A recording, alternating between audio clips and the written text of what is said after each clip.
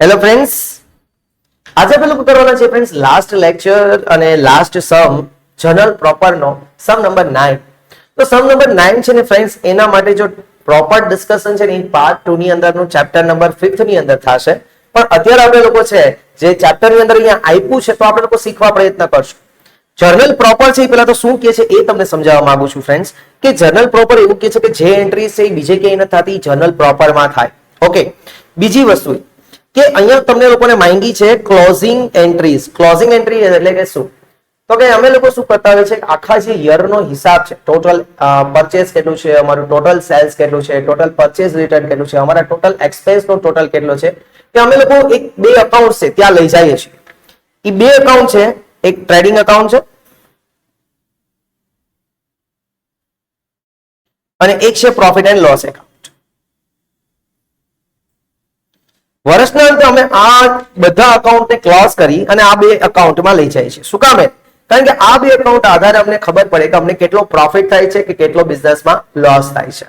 હવે ફ્રેન્ડ્સ, વાત એ છે કે આ ટ્રેડિંગ એકાઉન્ટ છે ને એના ઉપરથી અમને ખબર પડે કે અમે ગુડ્સ સેલ એન્ડ પરચેસ કરીએ છીએ તો અમને કેટલો પ્રોફિટ એન્ડ લોસ થાય છે, અને અધર એક્સપેન્સ એન્ડ અધર ઇન્કમ બિઝનેસની હોય એ માઇનસ કરીએ તો અમને ટોટલ કેટલો પ્રોફિટ થાય છે. સમજાણું? કે ટ્રેડિંગ એકાઉન્ટમાં અમે લોકો શું લખીએ છીએ કે જેટલા પણ ગુડ્સ સેલ અને પરચેસની અમારી એક્ટિવિટી છે એનાથી અમને કેટલો પ્રોફિટ થાય છે, અને એનો જે પ્રોફિટ હોય એમાંથી અમે બીજા એક્સપેન્સ ને અધર ઇન્કમ છે એ પ્લસ માઇનસ કરીએ તો અમને અહીંયા ટોટલ પ્રોફિટ કેટલો મળે છે એ. એટલે કે બે અમે પોઈન્ટ ઓફ વ્યૂ થી વિચારીએ છીએ. પહેલા તો ઓનલી ટ્રેડિંગ એક્ટિવિટીઝ થી, એટલે કે ગુડ્સ સેલ અને પરચેસ કરીને અમને કેટલો પ્રોફિટ થાય છે. માનો કે કોઈ ગુડ્સ છે એમ 100 રૂપિયાનો લીધો હોય અને અમે 300 રૂપીસ નો સેલ કરીએ. ચલો, અમે પરચેસ કર્યો 100 નો, સેલ કર્યો અમે 300 નો, તો અમને 200 નો પ્રોફિટ થાય છે. બરોબર છે? તો આ 200 ના પ્રોફિટ માંથી માનો કે 200 નો પ્રોફિટ હું બીજા અકાઉન્ટ એટલે કે નીચેનો અકાઉન્ટ પીએનએલ માં લઈ આવું અને એમાં માનો કે મને 50 રૂપિયાનો અધર એક્સપેન્સ થયો, તો મારો નેટ પ્રોફિટ આ બિઝનેસ માંથી આવે છે 150 રૂપિયા. તો અમે લોકો આના માટે બે એકાઉન્ટ પ્રિપેર કરીએ છીએ અમારો નેટ પ્રોફિટ જાણવા માટે, એક ટ્રેડિંગ એકાઉન્ટ અને એક પીએનએલ એકાઉન્ટ. હવે તમને મેં પહેલા જ કીધું કે ટ્રેડિંગ એકાઉન્ટ છે એમાં કઈ ડિટેલ આવશે અને પીએનએલ એકાઉન્ટમાં કઈ ડિટેલ્સ આવશે. તો કે ટ્રેડિંગ એકાઉન્ટમાં અમે કઈ ડિટેલ્સ લખીએ છીએ? સેલ અને પરચેસની એક્ટિવિટીની ડિટેલ્સ લખીએ છીએ. ગુડ્સ પરચેસ કર્યો, ગુડ્સ સેલ કર્યો. તો હવે હું તમને અહીંયા સેલ રિલેટેડ પેલા તો ટ્રાન્ઝેક્શન જોઈ લઈએ કેટલા છે આપણી પાસે. એક બીજો ટ્રાન્ઝેક્શન, એક ત્રીજો પરચેસ સેલ રિલેટેડ, એક 8મો અને એક 9મો. તો પહેલા આપણે બીજો, ત્રીજો, 8મો અને 9મો ટ્રાન્ઝેક્શન કરી લઈએ. ઓકે, હું સૌથી પહેલા 8મા ટ્રાન્ઝેક્શન થી જાઉં છું. 8મો ટ્રાન્ઝેક્શન ફ્રેન્ડ્સ, પરચેસ કરો તો બિઝનેસમાં ગુડ્સ આવે તો ડેબિટ, એટલે ટ્રેડિંગ એકાઉન્ટમાં અમે ડેબિટ કરીએ છીએ 5000 રૂપીસ. ઓકે, અને સામે હું ઓપોઝિટ એકાઉન્ટ નેમ લખશું. આ 5000 શેના હતા? તો કે ભાઈ ટુ પરચેસ ના હતા. શેના હતા?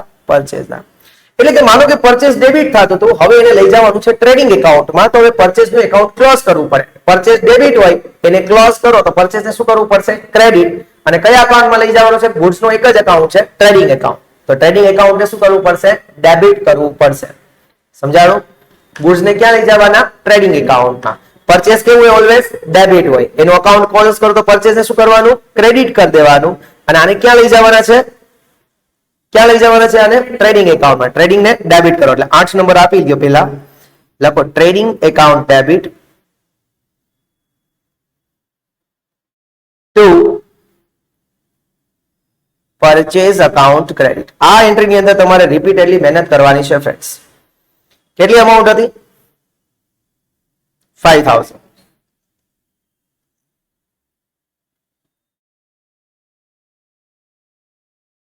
એના પછી માય ડિયર ફ્રેન્ડ્સ શું આપ્યું છે? સેલ્સ. કેટલા રૂપીસ આપ્યું છે? 10000. સેલ્સ ઓલવેઝ કેવું હોય? ક્રેડિટ હોય.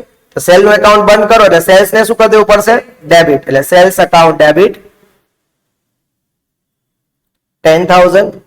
સેલ્સ એટલે ગુડ્સ નું સેલ હોય અને ગુડ્સ ના એકાઉન્ટ ને ક્યાં લઈ જવાનું છે? ટ્રેડિંગ એકાઉન્ટમાં. તો અહીંયા લખશું ટુ ટ્રેડિંગ એકાઉન્ટ ક્રેડિટ. કેટલી અમાઉન્ટ છે ફ્રેન્ડ્સ? 10000. આવડું કે ન આવડું? ક્લિયર? ઓકે. એના પછી સેકન્ડ જુઓ, sales return account 3000. Sales return કેવું હોય? ઓલવેઝ સેલ્સ ક્રેડિટ હોય તો સેલ્સ રિટર્ન ઓલવેઝ કેવું હોય? ડેબિટ હોય. તો સેલ્સ રિટર્ન ડેબિટ હોય. હવે એને આપણે ક્લોઝ કરવાનું છે એટલે સેલ્સ રિટર્ન ને શું કરશો? ક્રેડિટ કરશો અને ટ્રેડિંગ ને શું કરી દેશો? ડેબિટ. બીજું હતું ને, trading account debit to sales return account credit. કેટલી અમાઉન્ટ હતી? ચાલો એના પછી શું છે?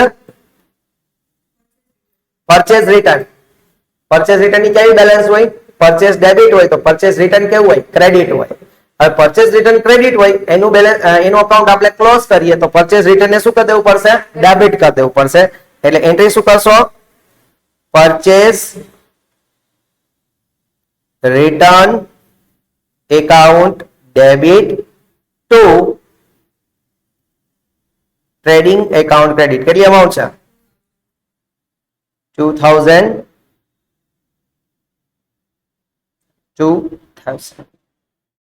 ચાલો આટલું સમજાણું. I think purchase, cell, purchase return અને સેલ્સ રિટર્ન એક વખત બધાય જોઈ લ્યો. આવડી ગયું બધાને friends?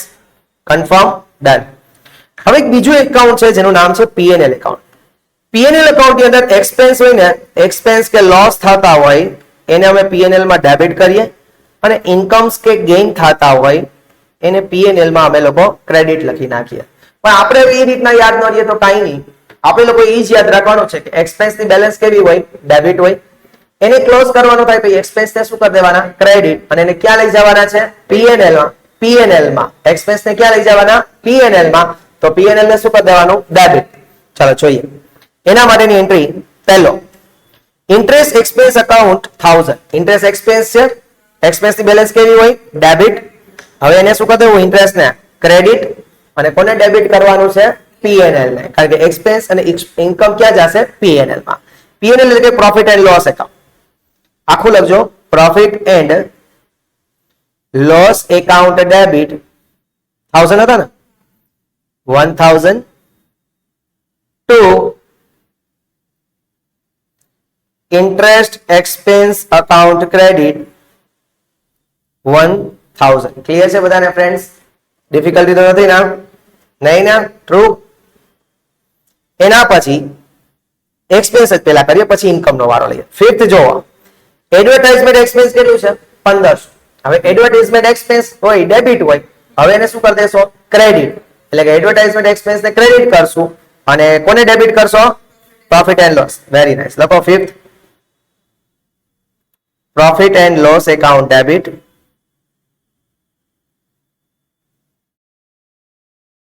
Two advertisement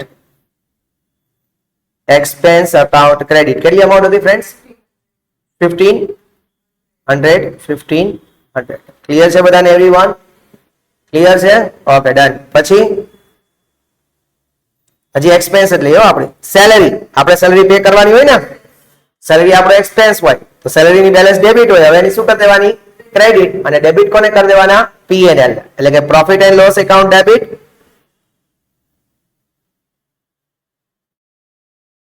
two salary expense account credit. કેટલી અમાઉન્ટ લખશું?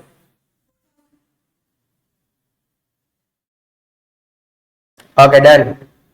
ચલો એના પછી આગળ હજી એક્સપેન્સ જો ડિવિડન્ડ રિસીવ્ડ ઇન્કમ છે. ચાલો એક્સપેન્સ તો બધું આવડી ગયું.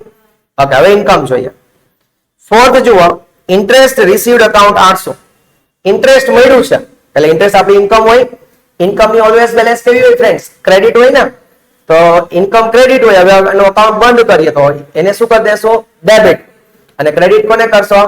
પીએનએલ ને. Very good. Profit and loss account. લખો interest received account debit 800. Interest received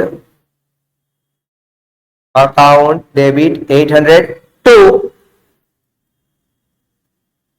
profit and loss account credit 800. Clear છે ભાઈ લોગ? આવડ્યું બધાને? ડન. હાલો પછી ડિવિડન્ડ રિસીવ્ડ અકાઉન્ટ 700. તમને 700 રૂપિયાનું ડિવિડન્ડ મળ્યું છે. ચલો 700 રૂપિયાનું ડિવિડન્ડ મળ્યું. તમારી ઇન્કમ. ચલો ઇન્કમ કેવી હોય? ક્રેડિટ. હવે એનો અકાઉન્ટ ક્લોઝ કરવાનો છે તો ડિવિડન્ડ ને શું કરી દેવાનું? ડેબિટ. તો dividend account debit two profit and loss account credit કેટલા રૂપિયા? કેટલા? 700. ક્લિયર છે બધાને ફ્રેન્ડ્સ? આવ્યું કે ન આવ્યું? શ્યોર? કન્ફર્મ? ઓકે. આ ક્યારે વાપરવાનો હશે? જ્યારે કઈ એન્ટ્રી હોય? ક્લોઝિંગ એન્ટ્રી હોય ત્યારે. સમજાણું? Now this is enough for today. We will meet tomorrow. Till then, જય હિન્દ, જય ભારત, જય દ્વારિકાધીશ.